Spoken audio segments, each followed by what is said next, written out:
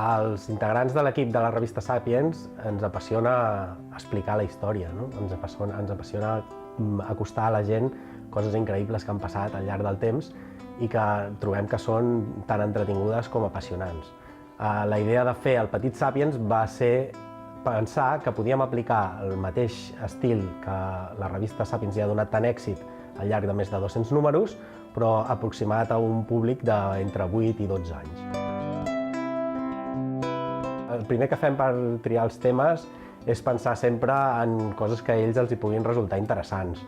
D'alguna manera fugim de les grans dates, de les batalles, de les coses que normalment han construït el relat històric i anem a acostar la història des d'un punt de vista més quotidià, més d'anècdotes o coses que...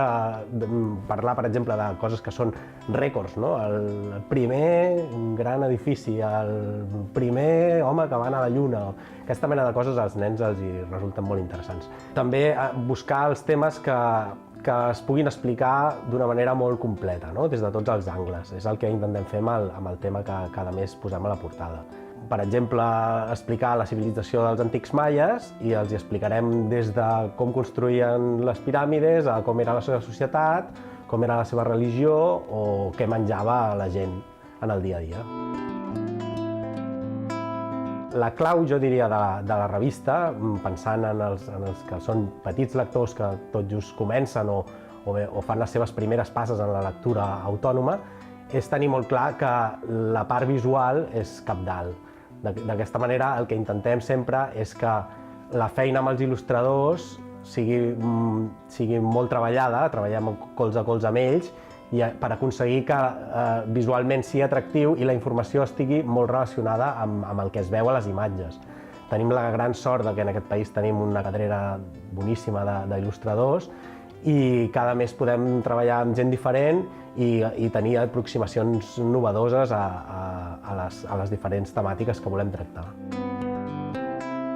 O sigui, els nens tenen moltes ganes d'aprendre i, per tant, el que es tracta és de posar-los la informació al seu abast de manera que els sigui comprensible.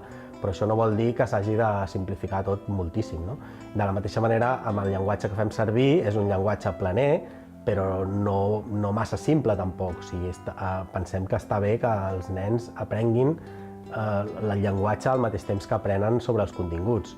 El que intentem és fer una mena de textos que no donin res per sabut, o sigui, on sempre tot estigui ben explicat i on tot estigui desenvolupat de manera que vagi seguint un pas rere l'altre i els sigui fàcil d'entendre.